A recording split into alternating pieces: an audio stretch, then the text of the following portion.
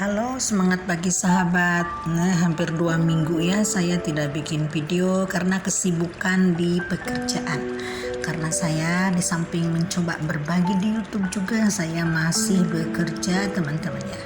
Bekerjanya di mana? Di sebuah perusahaan domestik di Indonesia. Nah, ini kita kenapa harus bekerja?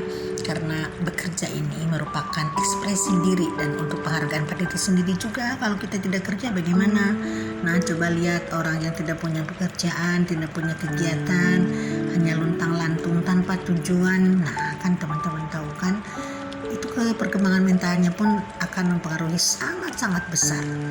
Nah, kita di sini banyak sekali hal-hal yang ingin saya bicarakan, tapi tentunya hal-hal ini hal-hal yang tetap bertalian dengan law of attraction tentunya teman-teman ya, yang bermanfaat untuk kita, untuk teman-teman semua.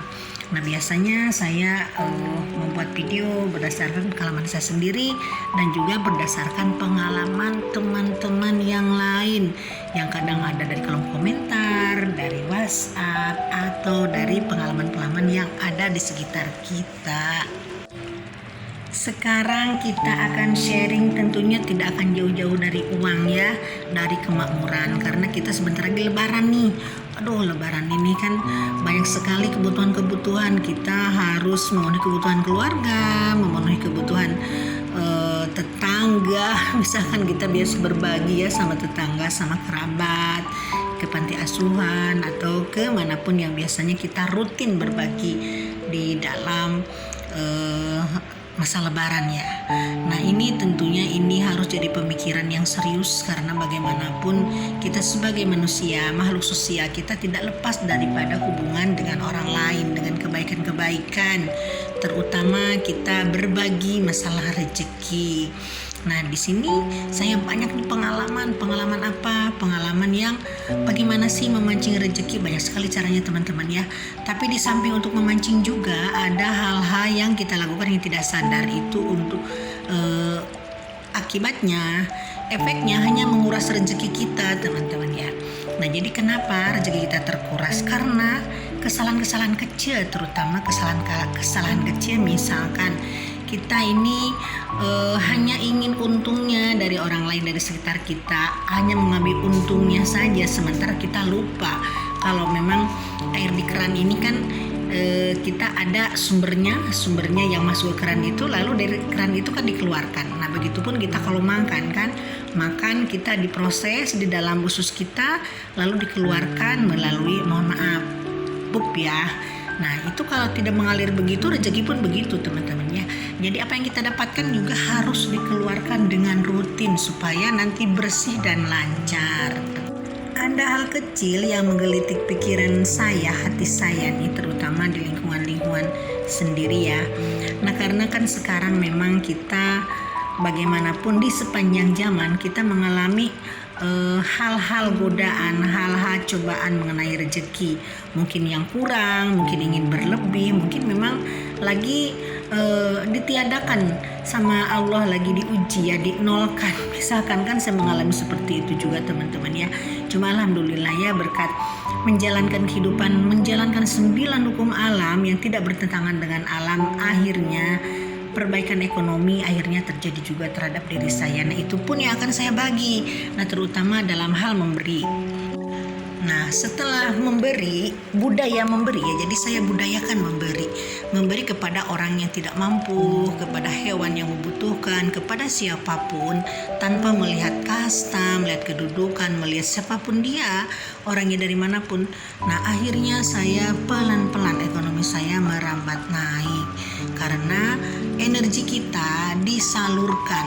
Nah, kalau kita disalurkan menjadi bank energi kepada orang-orang yang membutuhkan, nanti alam semesta itu kan akan memberikan tabungan energi kita dari alam semesta itu, dikembalikan ke kita lagi berupa kemakmuran. Nah, sekarang apa yang akan saya bicarakan, terutama hindari hal-hal yang sifatnya gratisan teman-teman ya, karena ternyata itu gratisan itu akan mengurangi dan akan menguras energi kita ke arah yang lebih buruk atau kekurangan. Nah, yang namanya gratisan itu banyak teman-teman ya, seperti apa aja. Misalkan gini, misalkan wah ini di masjid A atau di gereja A biasanya nih ada makanan atau sembako gratisan. Nah, udah ngantri karena gratis kan. Nah, kita di situ memaksakan diri untuk datang untuk meminta sumbangan aja. Sementara kita tidak pernah memberikan kontribusi apapun terhadap tempat ibadah tersebut misalkan ya. Atau misalkan di bidang pekerjaan nih di kantor, misalkan ada biasanya bos ini memberikan tiap bulan memberikan sedekah. Lalu kita di situ wah ngantrinya paling depan nih, atau nulis di daftar di daftar antriannya paling depan. Nah, itu teman-teman benar-benar itu dilarang. Itu harus kita jaga seperti itu, karena itu benar-benar akan mengurangi rezeki dan akan mengurangi energi baik kita, akan disedot sama alam semesta hingga energi kita akan habis. Artinya energi baik akan habis, artinya kita dekat kepada kemiskinan.